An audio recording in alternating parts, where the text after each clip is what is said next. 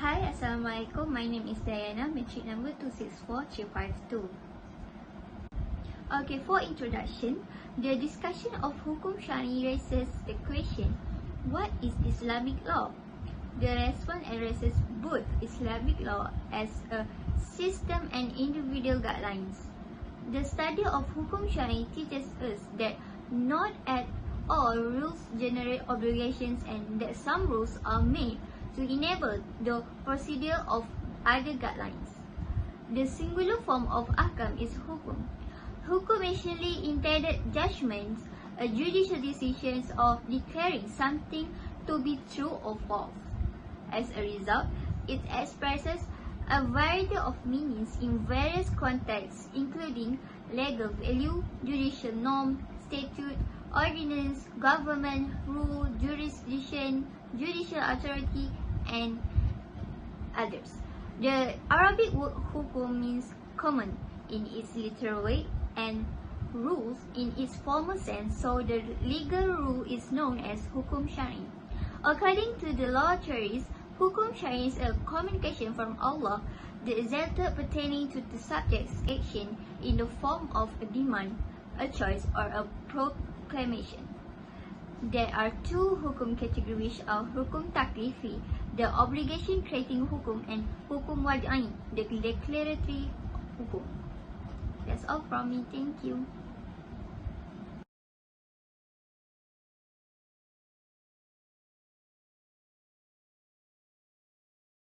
Assalamualaikum warahmatullahi wabarakatuh to Ustaz Samsul Naim and my fellow friends. I'm ATHIRAH binti RUSLI and my matric number is 265742. Okay, I will continue to the hukum al-taklifi. The majority of legal scholars divide hukum taklifi into 5 categories. The first one are obligation or al-ijab. Al-ijab is the communication with absolutely demand for the performance of an act. The legal affair of the communication is called wujub. The act to which ijab relates and which is characterized by wujub is called wajib. From Quranic verse, O you who believe, fulfill the obligation. Surah Al-Ma'idah, first ayah. Then, classification of wajib. The first one is classification based on the amount of time available for performance. They are wajib muwaqqat and wajib mutlaq. Wajib muwaqqat is compulsory act imposed by the lawgiver on the subject with a starting and end date. For example, 5 daily prayer, Ramadan fasting and Hajj. Then, wajib mutlaq, whose performance has been mandated by the lawgiver but for which he has not set a limit time. For example, consider the payment of restitution or kafarah. Then, classification based on the depending on whether it has quantity restriction or not. They are al-wajib al-muhaddad and al-ghair al-muhaddad. Al-wajib al-muhaddad is as well as stated in terms of precise quantity. For example, salat and zakat. Then, ghair al-muhaddad is not stated in terms of precise quantity. For example, low generosity, feeding the destitute, paying dowry to wife. The third one is the classification based on the subject who are required to perform. They are wajib aini or fardu ain and wajib kifai, fardu kifayah. For wajib aini, it is personal responsibility. It is targeted to each individual and cannot be conducted for on behalf of another person. For example, zakat and solat. For wajib kifai, it is a group responsibility. It comprises of duty owed to the community as a whole. For example, funeral prayer. Then the last one is the classification based on the identification of the object. They are wajib muayyam and wajib mukhayyar. Wajib muayyam is an act that is clearly mandated by the lawgiver. There is no discretion in act to be performed. For example, fasting and salat. For wajib mukhayyar, it is the lawgiver require an act not as a single act but as one of the numerous defined acts. For example, punishment for breaching the obligation, feeding or clothing 10 poor people, or liberating a slave. The second category of hukum al-taklifi is al-nabdu or recommendation. Al-nabdu is a demand of lawgiver to do something as a preference and recommendation. The consequence of this request is recommendable or al-nabdu. In the action under this request is recommended or al-mandu. For example, charity. Action that are not required by law but are deemed praiseworthy. Legal scholars often argue that there is no penalty for failing to perform this suggested activity.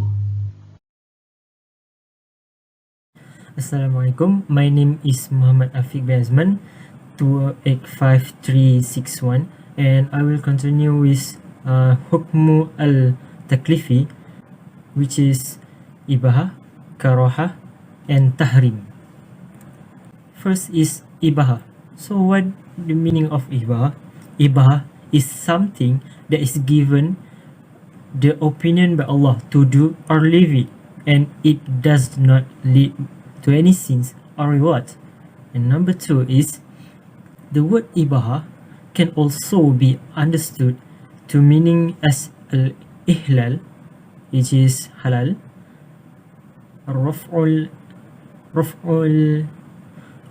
al-junah, which is mean no burden, al-idhnu, which is mean permission, al-awfu, which is mean forgiveness, and at-takhyir, which is mean selection. And then there are two types of usuliyah method, which is dispute among the jurists, and both are used by two different sets, namely al-aslu fi al-ashya al-ibaha, that mean the origin of a matter of law is permissible, and al-aslu fi al-ashya al-hazb, that mean the origin of a legal matter is haram. So what is submission and evidence? In the Quran, Allah subhanahu wa ta'ala statement, huwa alladhi khalaqa lakum ma fil ardi jami'an. The meaning is, he is the one who created everything in the earth for you. That is for us. In Surah Al-Baqarah, in verse 29.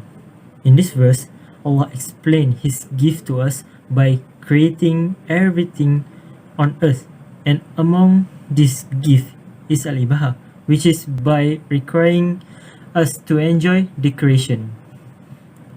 So next is al-karaha. What are the meanings of karaha? Karaha is a workable prohibition, but for those who do not do it is a reward, and for the who do shall have to no reward, nor is there any sins. The word of karaha, also known as makruh. There are two classifications of karaha. The first is makruh tahrim, and the second is makruh tanzih. The first is makruh tahrim, which is an act prohibited by Shara strictly, but its dalil is zonni. It is for the example of makruh tahrim is prohibited for men to wear silk shirt and wear gold.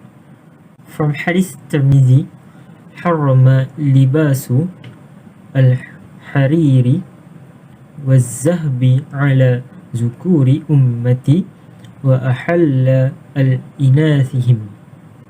The meaning is, it is forbidden for men of my people to wear silk and gold, and the permit to their women. Hadith Tirmidhi. The second is makruh tanzih, which is mean something that prohibited by Shara unequivocally through the dalil, which is still zonni. Example such as eating horse meat, saliva or white bird, and all. Next is at-tahrim. The meaning at-tahrim is something prohibited or prohibited. The word tahrim also can be understood to the word haram. It's derived from the Arabic verb haruma, yahrumu, hurman, or haraman. There are two categories of haram, which is haram lizati, that is prohibition of sustains, and also haram li ghairi, which is haram due to the other things. The submission and evidence, there are some of the praise nahi, which is sorry or tahrim, the words of Allah in Surah An-Nahl verse 90, وَيَنْهَى عَنِ الْفَحْشَاءِ وَالْمُنْكَرِ وَالْبَغْيِ, and He forbids obscenity and what is deplorable and oppression. He admonishes you that you may remind yourself. So the words sorry or tahrim is wayanha. And then the second is pronoun nahi or leave order. Refer to the Quran in Surah Al-An'am verse 151. وَلَا تَقْتُلُوا أَوْلَادَكُمْ مِنَ الْإِمْلَاقِ, do not kill your children for fear of poverty. So the pronouns nahi or leave the order is وَلَا تَقْتُلُوا.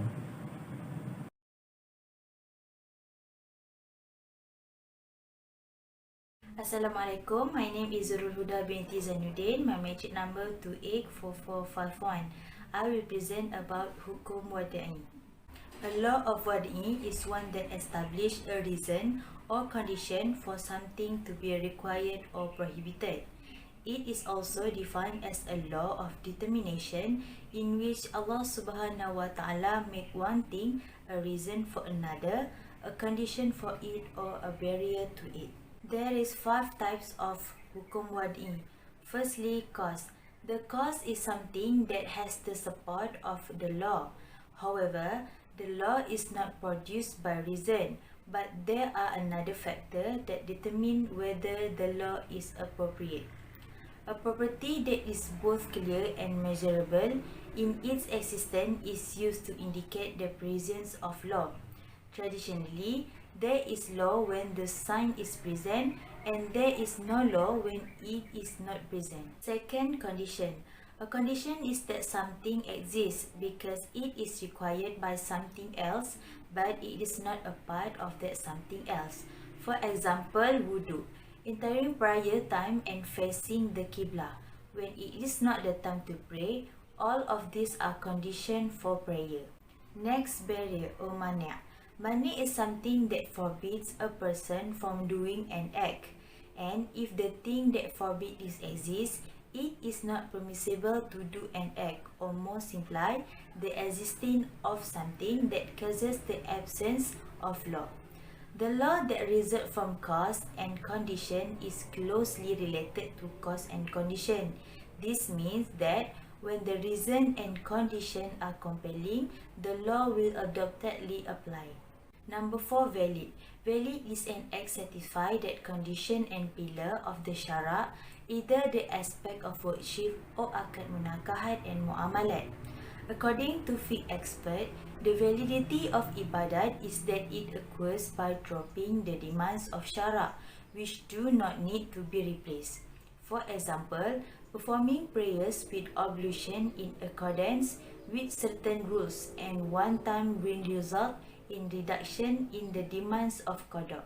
Lastly, void.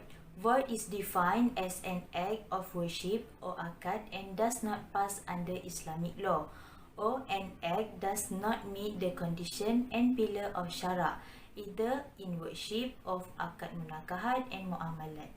Performing prayers without ablution or failing to follow the rules are examples of void in worship.